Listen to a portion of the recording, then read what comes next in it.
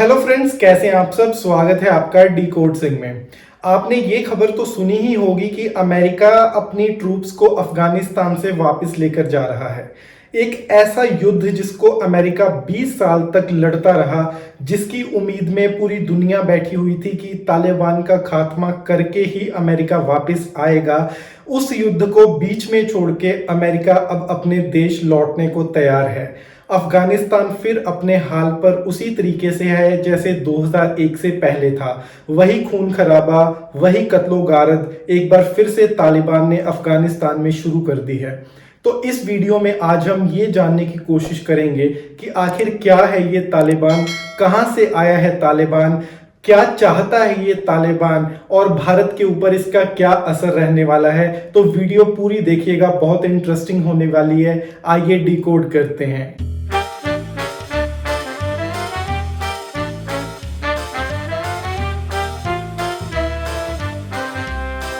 Friends, Taliban को समझने से पहले हमें अफगानिस्तान की हिस्ट्री में जाना पड़ेगा।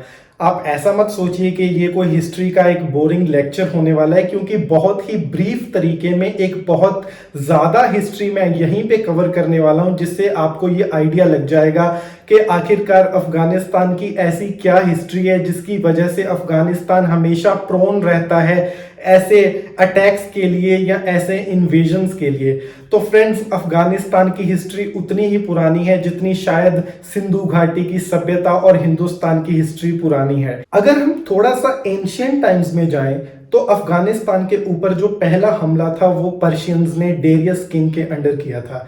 तो उसने अपना कब्जा जो था वो अफगानिस्तान में जमा लिया। डेरियस के बाद अलेक्जेंडर द ग्रेट हमला करता है अफगानिस्तान के ऊपर और एक बहुत बड़े हिस्से के ऊपर अपना कब्जा जमा लेता है। उसके बाद मौर्यास भी कुछ समय के लिए इसके ऊपर रूल करते हैं और बुद्धिस्ट कल्चर भी फ्लरिश होता है अफगानिस्तान के अंदर। लेकिन फ्रेंड्स, जो इस्लाम का एडवेंट है वो अफगानिस्तान में 699 या 700 जो एडी है उसमें शुरू होता है। इससे पहले इस्लाम जो था वो अफगानिस्तान में नहीं था। इसके बाद ही जो इस्लामिक रूलर्स है उनका समय शुरू होता है। ये तो थी एंशियंट हिस्ट्री की बात। अगर हम बात करें मेडिवियल हिस्ट्री या मॉडर्न हिस्ट्री की, तो बहुत सारे मुस्लिम किंग्स ने अफगानिस्तान के ऊपर रूल किया है। जैसे जैसे मेडिवियल पीरियड यानी मध्यकाल समय जो था ये निकल गया और मॉडर्न समय आने लगा, जब ब्रिटिशर्स इंडिया के ऊपर कब्जा जमा रहे थे या जमा चुके थे, उसी समय ब्रिटिशर्स ने अफगानिस्तान के ऊपर भी कब्जा जमाने की कोशिश की। लेकिन ब्रिटिशर्स कभी भी अफगानिस्तान के ऊपर पूरे तरीके से कब्जा नहीं जमा पाए। इसी समय को देखते हुए सोवियत फोर्सेस यानी यूएसएसआर और यूनाइटेड स्टेट्स ऑफ अमेरिका ने भी अफगानिस्तान के ऊपर कब्जा करना चाहा। लेकिन फ्रेंड्स, सबसे बड़ी हैरानी की ये बात है कि आज तक जिसने भी अफगानिस्तान के ऊपर कब्जा करना चाहा है वो कभी भी इसमें पूरे तरीके से सफल नहीं हो पाया है। इसीलिए अफगानिस्तान को ग्रेवयार्ड ऑफ एम्पायर्स भी कहा जाता है, यानी कि जो भी एम्पायर इसके ऊपर कब्जा करने के मंसूबे लेकर आता है या तो उसकी कब्र अफगानिस्तान में ही खुद जाती है या फिर उसको खाली हाथ अपने देश वापस लौटना पड़ता है। तो फ्रेंड्स, जैसे ही Britishers third Anglo Afghan war 1921 में हार जाते हैं, उनको इस बात का कहीं ना कहीं आइडिया लग जाता है कि अब अफगानिस्तान को जीतना हमारे बस की बात नहीं है और इतना बड़ा एरिया हम जीतकर करेंगे भी क्या। भारत पहले से ही उनके अंडर था। लेकिन ब्रिटिशर्स ने एक और चाल चली, वहीं के जो लोकल रूलर्स थे उनको उनका रूल वापस दे दिया और उनको पैसे भी देते रहे कि आप लोग जो है वो सोवियत फोर्सेस के साथ लड़ते रहिए और कभी भी अफगानिस्तान के ऊपर सोवियत फोर्सेस का कब्जा मत होने देना। ब्रिटिशर्स को यह डर था कि अगर सोवियत्स का कब्जा अफगानिस्तान के ऊपर हो जाता है तो वो धीरे धीरे भारत की ओर बढ़ के भारत के ऊपर भी कब्जा कर लेंगे और ब्रिटिशर्स को भारत से निकलना पड़ेगा। समय निकलता जाता है, बहुत सारे रूलर्स आते हैं, एक नया संविधान भी अफगानिस्तान का बनता है। वो संविधान खत्म होता है तो एक नया रूलर आके नया संविधान बना देता है। ये समय तकरीबन 50 साल तक चलता रहा। इसी बीच सोवियत यूनियन ने अपनी जो फोर्सेस हैं वो भी अफगानिस्तान के अंदर डिप्लॉय कर रखी थी। फ्रेंड्स, ये वो समय था जब अमेरिका और यूएसएसआर यानी सोवियत यूनियन के बीच में एक बहुत ही भयानक कोल्ड वॉर चल रहा था सेकेंड वर्ल्ड वॉर के बाद। जैसे जैसे हम 1990 की तरफ बढ़ते हैं, यानी वो समय जब सोवियत यूनियन और अमेरिका के बीच में लगा हुआ कोल्ड वॉर खत्म होने की तरफ बढ़ रहा था, वैसे वैसे ही सोवियत यूनियन को भी ये समझ आनी शुरू हो गई कि अब अफगानिस्तान में कुछ भी नहीं रखा है और वो भी अपने 14,000 ट्रूप्स जो अफगानिस्तान में डिप्लॉयड थे उनको लेकर वापस सोवियत यूनियन चले गए। तो फ्रेंड्स, इस समय में अफगानिस्तान में एक पावर गैप आ जाता है। कोई भी रूलर ऐसा नहीं था जो अफगानिस्तान को रूल कर पाए। तो मदरसों में पढ़ने वाले कुछ ऐसे लोग थे जिनको तालिब कहा जाता था या तालिबान कहा जाता था। तो फ्रेंड्स, आप जानकर हैरान हो जाएंगे कि तालिबान का असली मतलब क्या होता है। तालिबान एक पश्तो लैंग्वेज का शब्द है जिसका मतलब होता है स्टूडेंट। तो ये वो स्टूडेंट्स थे जो मदरसों में पढ़ते थे, जिनको रिलीजन की तालीम दी जाती थी, जिनको इस्लाम की तालीम दी जाती थी।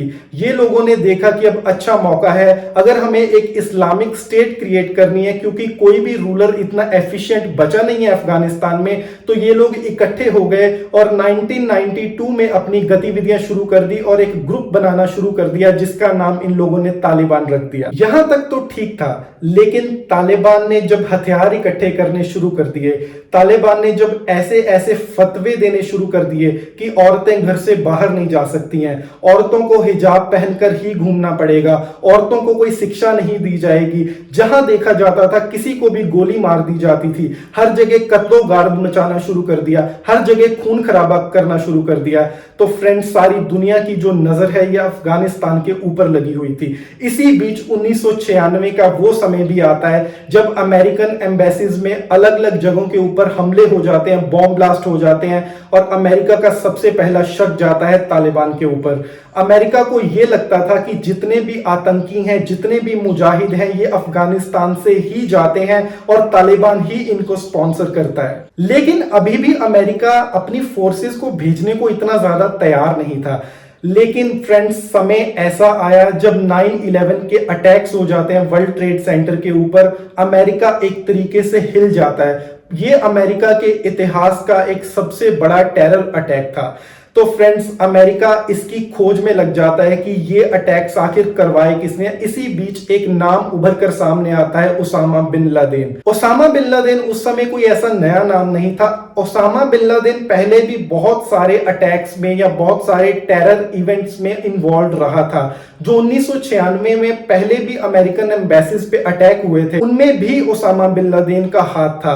और अमेरिका को यह पता चल गया कि अफगानिस्तान के अंदर ही ओसामा बिन लादेन तालिबान से प्रोटेक्शन लेकर कहीं ना कहीं छुपकर बैठा हुआ है। तो अमेरिका ने यह डिसाइड किया कि अब हम लोग अपनी जो फोर्सेस हैं इनको परमानेंटली स्टेशन कर देंगे अफगानिस्तान के अंदर। 2001 में अमेरिका ने नेटो फोर्सेस के साथ मिलकर और अपनी फोर्सेस को वहां भेजकर परमानेंट लड़ाई शुरू कर दी तालिबान के खिलाफ। दुनिया को यह लगने लगा था कि अब आतंक का खात्मा होने ही वाला है, लेकिन दुनिया को दुख उस समय पहुंचा जब 20 साल ये लड़ाई लड़ने के बाद अमेरिका ने यह ऐलान कर दिया और ये एक डील कर ली तालिबान के साथ कि अब हम और नहीं लड़ेंगे और खून खराबा नहीं करेंगे और हम यहां से वापस जा रहे हैं। लेकिन उन्होंने शायद उन लोगों के बारे में नहीं सोचा जिन्होंने 20 साल तक अमेरिकन फोर्सेस का साथ दिया, जिन माओं ने अपने बेटे खो दिए, जिन पत्नियों ने अपने पति खो दिए, जो घरों के घर उजड़ गए अफगानिस्तान में। अफगानिस्तान की इकोनॉमी जो है ये वर्ल्ड में बहुत ही एक निचले स्तर के ऊपर आके खड़ी हो गई। हालात आज भी वहीं पे आके खड़े हैं जहां पे 2001 में थे, जब तालिबान 90% अफगानिस्तान के ऊपर रूल करता था। आज की डेट में अगर हम बात करें तो 50% से ज्यादा जो एरिया है अफगानिस्तान का, उसके ऊपर तालिबान फिर से कब्जा कर चुका है और अमेरिका 11 सितंबर तक अपनी फोर्सेस को वापस लेके चला जाएगा और बहुत चुनिंदा फोर्सेस बचेंगी, वो भी लड़ने वाली नहीं, जो अफगानिस्तान में रह जाएंगी और अफगानिस्तान एक बार फिर से छूट गया है अपने ही हालातों के ऊपर। फ्रेंड्स, ये तो हमने की तालिबान की बात। अफगानिस्तान में तालिबान कैसे सर उठा रहा है या इसका पिछोकड़ क्या था, अब हम ये बात करेंगे कि भारत के ऊपर इसका क्या असर होने वाला है। दोस्तों, आपको पता ही है भारत एक शांति प्रिय देश है। भारत कभी भी किसी के ऊपर पहले हमला नहीं करता। भारत कभी भी टेरर को फंड नहीं करता, भारत कभी भी टेरर को टॉलरेट नहीं करता, लेकिन तालिबान एक टेरर ग्रुप है, ये भारत मानता है और भारत का कोई भी डायरेक्ट कम्युनिकेशन चैनल जो है ये तालिबान के साथ नहीं है। जो 2001 से लेके 2020 या 21 के शुरू तक एक ऐसा समय था जब अफगानिस्तान के अंदर एक रिस्पॉन्सिबल गवर्नमेंट रूल करती थी, जिस समय अमेरिकन फोर्सेस डिप्लॉयड थी, तो भारत के जो रिलेशंस है अफगानिस्तान के साथ ये बहुत ही एक अच्छे स्तर के ऊपर बढ़ रहे थे। भारत के बहुत सारे प्रोजेक्ट्स हैं जो अफगानिस्तान के अंदर चल रहे हैं। सबसे पहला जो प्रोजेक्ट अफगानिस्तान में भारत का है और एक बड़ा प्रोजेक्ट है वो है अफगानिस्तान की पार्लियामेंट। 2001 से पहले जो अफगान पार्लियामेंट की पुरानी बिल्डिंग थी उसके ऊपर तालिबान ने ऐसा कब्जा किया कि उसको पूरा तहस नहस कर दिया था, तोड़ दिया था और वो खंडर बन चुकी थी। तो भारत और अफगानिस्तान की जो फ्रेंडशिप ट्रीटी है उसके अंडर भारत ने अफगानिस्तान को यह प्रपोजल दिया था कि हम आपकी पार्लियामेंट को पूरी तरीके से स्पॉन्सर करेंगे। दूसरी बात यह कि भारत अफगानिस्तान के अंदर बहुत सारे हाईवेज बनाने में मदद कर रहा है, क्योंकि अफगानिस्तान की जो पहली रोड्स थी, पुरानी रोड्स थी, वो इतनी वेल डेवलप नहीं थी।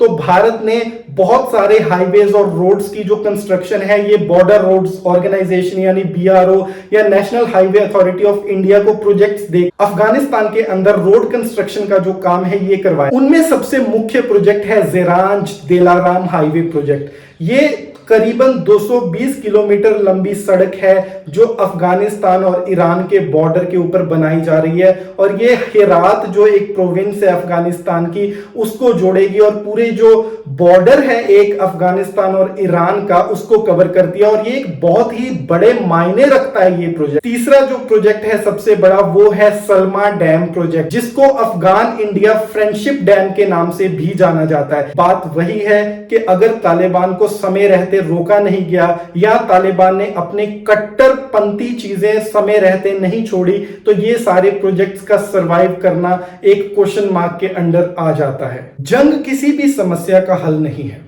एक बहुत फेमस कोटेशन है कि जंग भी इसीलिए लड़ी जाती है ताकि आखिर में पीस आ सके।